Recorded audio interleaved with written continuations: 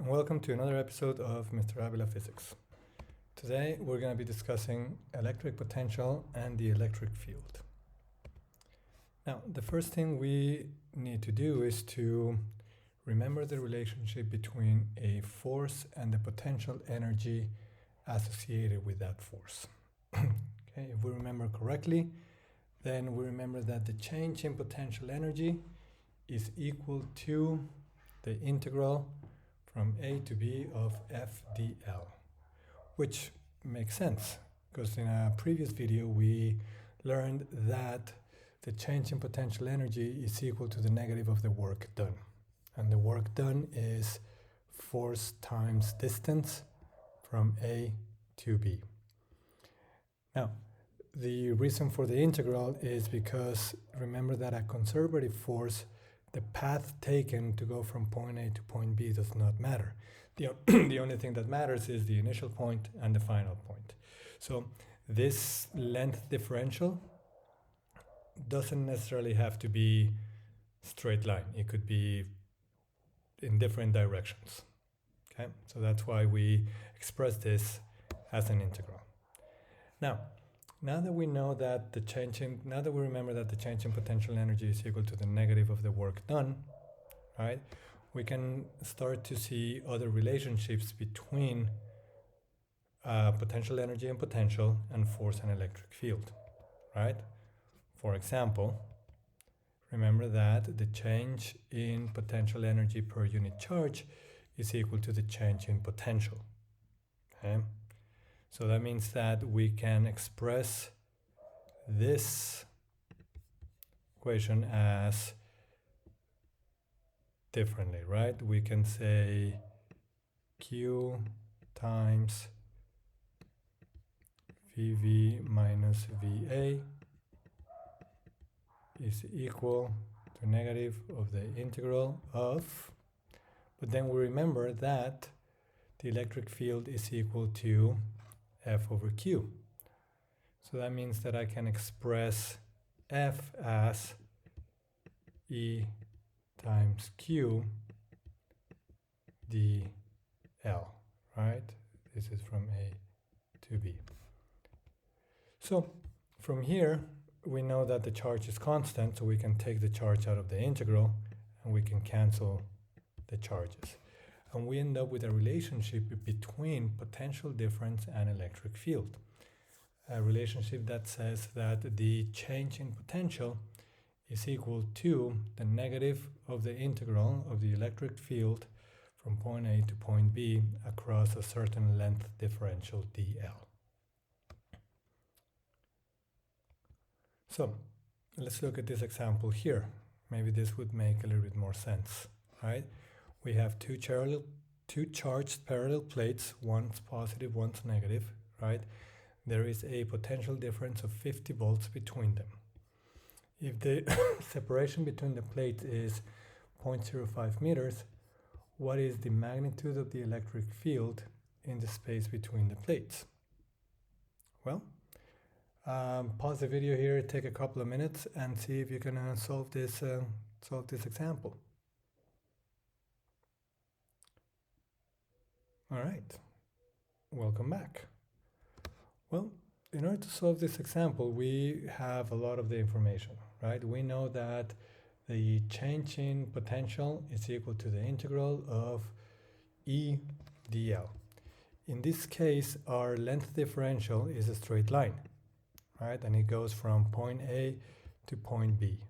We can say that this is 0 and this is 5 centimeters.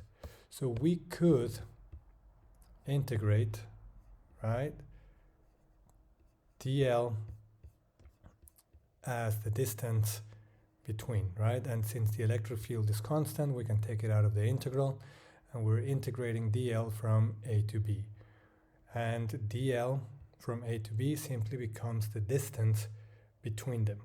So for a constant electric field, I can simplify the integral and say that the change in potential is equal to negative ED. Okay? So in this particular example, the magnitude of the electric field is change in potential over distance. Let's look at this example again. So we just learned that the change in potential is equal to the negative of the integral of E dl from A to B. So here we have 50 is equal to the negative of the electric field dl from A to B. Now the electric field is constant because these are charged parallel plates. Okay, so that means that 50 is going to be equal to negative E times the integral of dl from A to B, and this is equal to negative E times L evaluated from 0 to 0.05. Now this value right here, this is exactly D, the distance between the two plates, right? So then this expression changes to is equal to negative ED.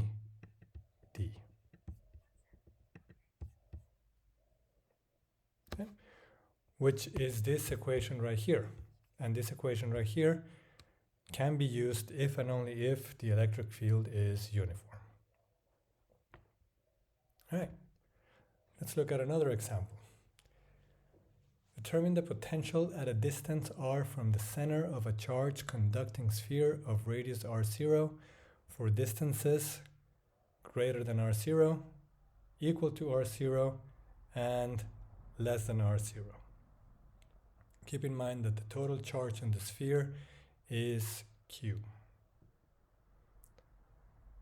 Pause the video here, take a couple of minutes, and see if you can solve this example.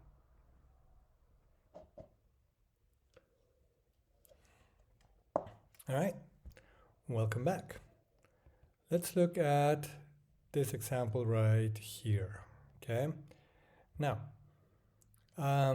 in this example, we have a charged conducting sphere, which means that we have a sphere, right? And since it's a charge that is conducting, all of its charge, let's assume is positive, all of its charge is going to be placed right on the edge, okay? That's the way a conducting sphere works. So all the charge of the sphere is placed on the edge of the sphere, right? This is the center of the sphere, and here we go. So that's the situation that we have. Let's take a look and see how your textbook solved this example. So the charge is distributed over the surface in an even manner, right, as we mentioned, okay? So the electric field, as we know, in order to find the electric field, we do electric field is equal to KQ over R squared. In the case of a sphere, our distance is the radius, right, R0. So the electric field is even across the surface of the sphere, and it's equal to KQ over R squared, okay? All right, so in order to find the potential difference between at the surface, then, well, no, question A was distances greater than the radius. So in order to find the potential at distances greater than the radius, then we're going to integrate from point A to point B, right? So then our difference in potential is going to be equal to negative of the integral from A to B of the electric field dl. And our integration distance, right, since it's not a straight line like the parallel plate examples we saw earlier, this is a sphere, so this is going to radiate circularly, then our distances are radii, right? So this is going to be RA or RB, and this is going to be RA. So what we do is we take this equation of the electric field, substitute it here, take out the constants KQ, which are over here, and integrate R squared. Okay. Now, if we choose RB, this radius to be very, very, very, very, very, very, very far away, then that would be 0. This quantity would be 0, and we would only have the quantity here at the surface, which would be equal to this. Well, greater than the surface, which would be this. And now, following the same equation that we found, we can solve for letter B. And we can say that as R is approaching R0, then this goes to 0 because we make RB go to infinity. And if RA approaches R0, then we have this equation right here. Okay? And 4 points inside of the conductor, then, okay, what happens? What happens inside of the conductor if all the charge is placed on the outside? So if all the charge is placed on the outside, then there's no charge inside our conductor. Since we need charge to be able to change the potential, then anywhere inside the sphere, the potential is constant. Because there's no charge, there's no changes in charge, there's no change in potential. So without charge, we can't change the potential of an object, so it becomes constant. All right. Now let's see how potential and point charges relate to each other. Now, we just saw an example where we try to find the electric potential at a distance from a charged sphere. Right? How would that change if instead of a charged sphere or a charged plate, it was a point charge? Well, we can use the definition. So change in potential is equal to the integral of E dl. Right? So the electric field due to a single point charge is equal to KQ over R squared. So if we take the integral from point A to point B along a field line that is straight, then we can make dl equal to dr. And that will make our equation a lot simpler. So let's look at this example. So here we have a charge, right, positive charge with emanating field lines, right, going outwards. Now, when we integrate E dl, the dl can take any path that we want, right? I can put point A here, point B here, and dl would be like this, so I would have to integrate along this curve. And that would make it very complicated, right? But if I make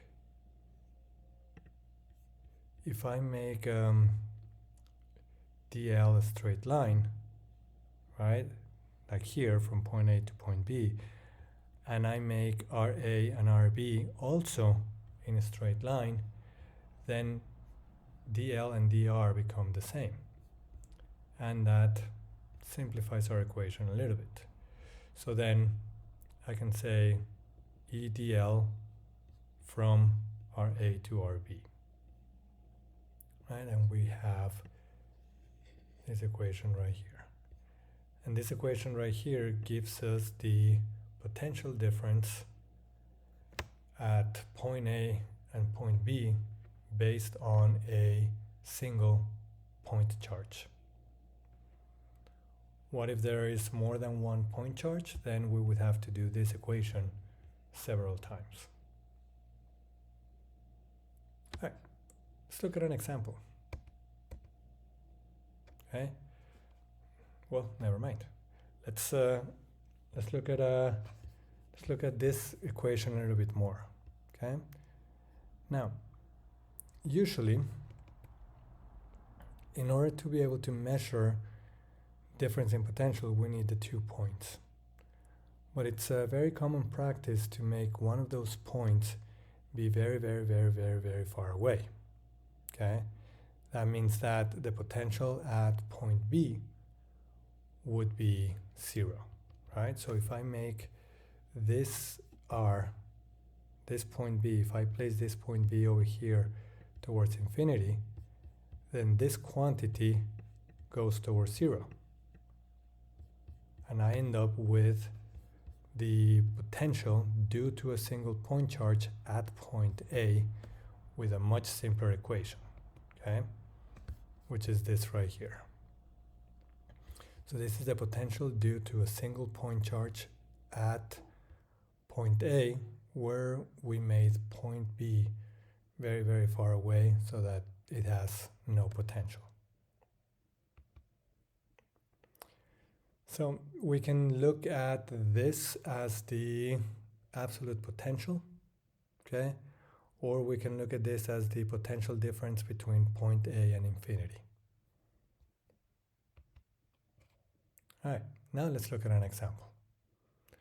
So, what minimum work must be done for an external force to bring a charge Q from a great distance away to a point 0.5 meters from a charge? Okay, so pause the video here, take a couple of minutes and see if you can solve this example. All right, welcome back. Let's take a look at this, shall we? So the work required is equal to the change in potential energy. And the change in potential energy is equal to Q times change in voltage. So Q times change in voltage. Q times KQ over RV, KQ over RA. But one of this, the distance is so far away that one of these would go to 0. Okay? So the work done would be equal to this. Mister, how do I know where to put one charge and the other charge? Keep in mind that this charge is a charge that they're doing the work on. This is a charge that is moving through the potential. And this capital Q, this big charge, is a charge that is creating the potential. Or this is a charge that's creating the electric field. All right, let's look at this example. Calculate the electric potential at point A and at point B. Pause the video here, take a couple of minutes and see if you can solve this example.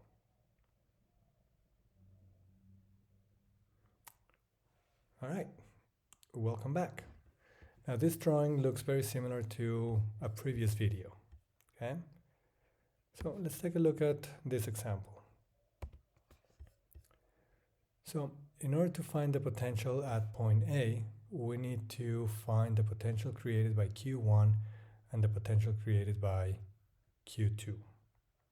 Okay?